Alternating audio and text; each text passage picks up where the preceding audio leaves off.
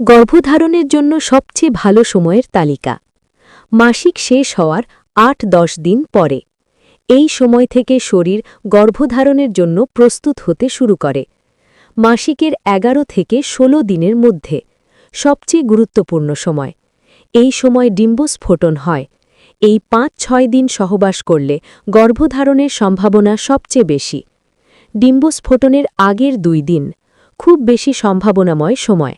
ডিম্বস্ফোটনের দিন গর্ভধারণের সবচেয়ে বেশি সম্ভাবনা থাকে। ডিম্বস্ফোটনের পরের একদিন এখনও কিছুটা সম্ভাবনা থাকে। উদাহরণ, যদি মাসিক চক্র ২৮ দিনের হয়, প্রথম দিন মাসিক শুরু, ১১ থেকে ১৬ দিন সবচেয়ে ভালো সময় সহবাসের জন্য। বিশেষ করে ১৩, ১৪, ১৫ দিন সবচেয়ে গুরুত্বপূর্ণ।